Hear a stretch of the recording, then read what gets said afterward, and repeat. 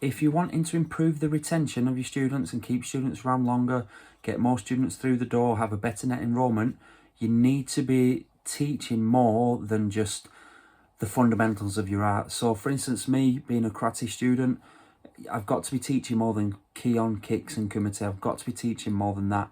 So now I'm not going to go too deep into the arts. Obviously, maybe jiu-jitsu, maybe taekwondo, judo, anything like that.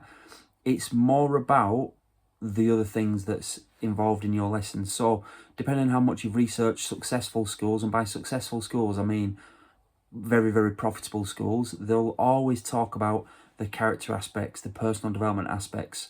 So for myself, really, I opened my first karate club, just make a note of the terminology there, the club, in 2004. Now, it evolved into a karate school from probably about 2015-16 onwards.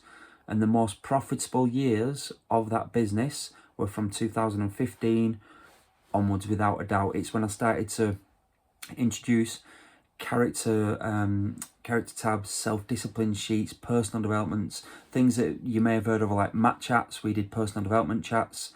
So you need to make sure that the parents can see that there's so much more to this than just maybe you're running up and down, doing your warm-ups, you know, hitting the pads or anything like that, doing your katas or your forms. Your parents need to see that you're teaching them things that the teacher teach them at school and what decent parents want.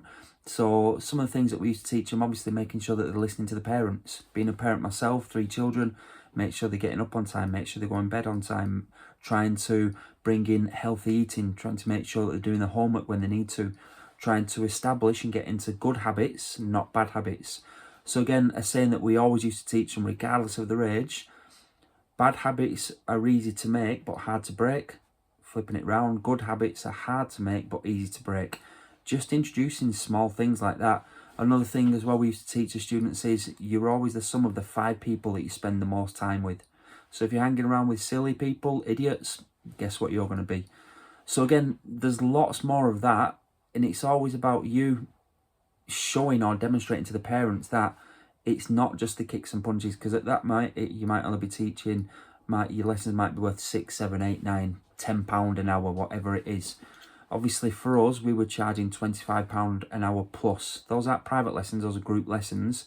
And it was because of the character development. It was because there was true value within the program. It wasn't just doing what I did when I started in 97, star jumps, horse dances, basic techniques up and down, sparring, pad work. Those were all fantastic. We did do all of those, but, and here's the but, it was strongly underpinned by foundational stuff like good respect, good discipline, good etiquette, good determination, good perseverance. And yes, you could argue then that they come along with the martial art, but for us it was a lot more structured and formally assessed. You know, we needed to make sure that that was in there as well, because the parents need to see that what we're teaching within our 4 walls of our school was then being extended at home. So if the kids could tidy the room, fantastic.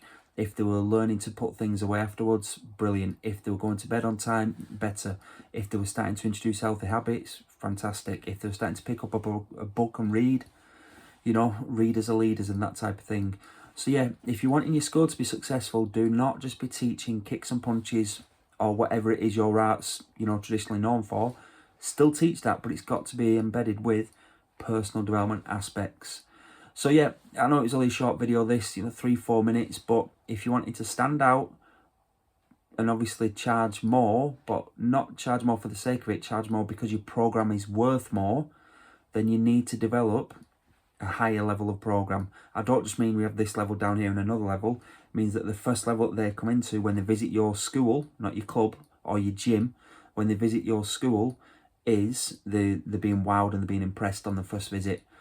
Focus and respect and so on. So yeah, just good luck, keep taking steps further forward. And for any younger instructors out there, obviously it's your job now to move the arts forward and improve, rather than just do the same thing over the next 20 years, then the same thing for the next 20 years and so on. Improve and inspire students to be the best that they can be. Remember what that journey to black belt has taught you, and it's your job to make the parents understand how valuable that journey is to black belt. So good luck everybody, just keep taking steps further forward. Take care.